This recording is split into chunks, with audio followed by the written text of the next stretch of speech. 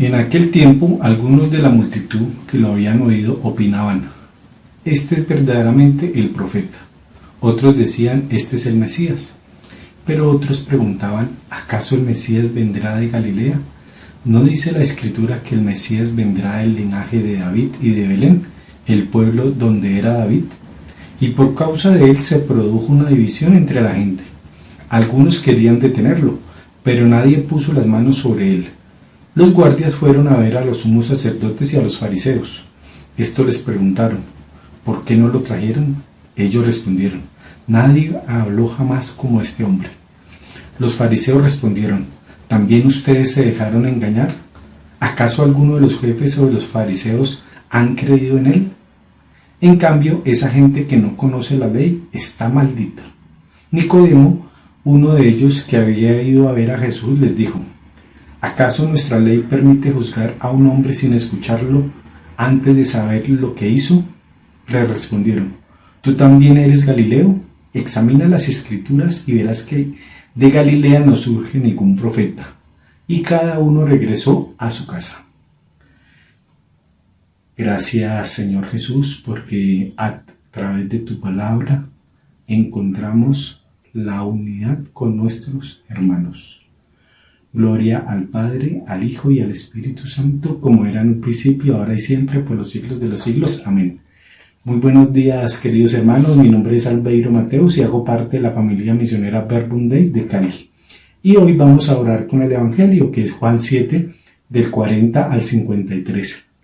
Juan 7, del 40 al 53. Y quiero empezar contando una experiencia que viví en una de las escuelas de la palabra que en este momento pues estamos dando virtualmente.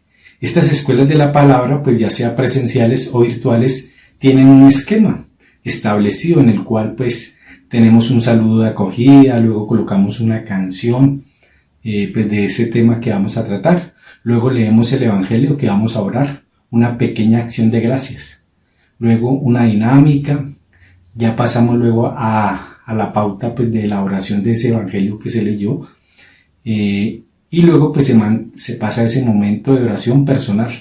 Es decir, estar allí a solas con Jesús, escuchando con el corazón para luego compartir comunitariamente lo que Jesús nos ha dicho al corazón. Y toda esa pedagogía es para que cuando vayamos a hablar no sea solo desde lo que yo pienso o creo, sino de lo que Jesús me ha dicho por mi bien. Y que al escuchar, discernir y asimilar, pues he empezado a vivir por estar allí a solas con Jesús en oración. Y que no es solo para mi vida, para mis cosas, sino que se puede poner al servicio de otros.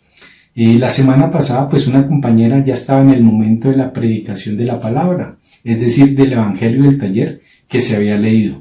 Entonces hubo una persona que se puso en discordia y empezó a escribirme por el interno que el grupo había cambiado, que ya no dejaban hablar, que estábamos adoctrinando.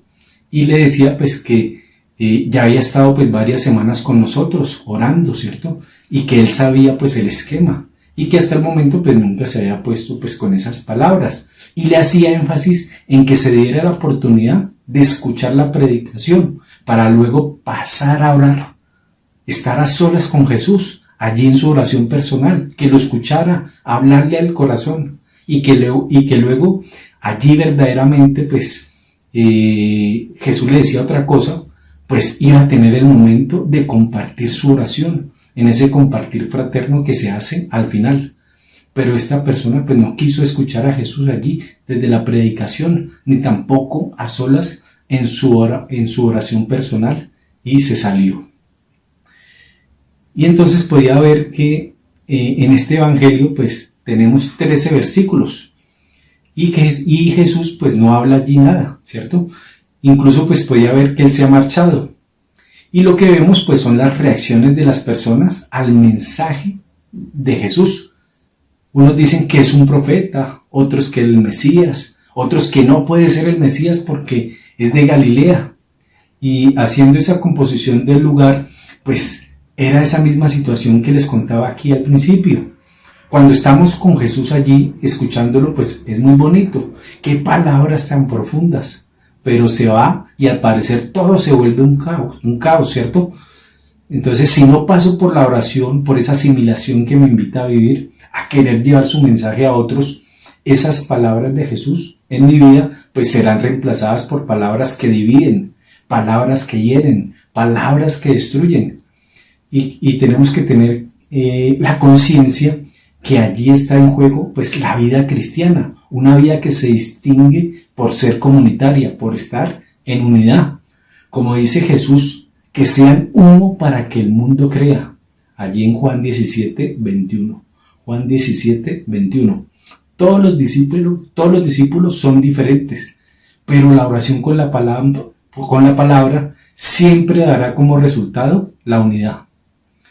Queridos hermanos, sé que escuchamos con entusiasmo esa palabra de Dios que nos dice Jesús todos los días, aquí en las videopautas, en la Eucaristía, en esa tarjetica que quizás me regalaron, en ese mensaje que me llegó por WhatsApp.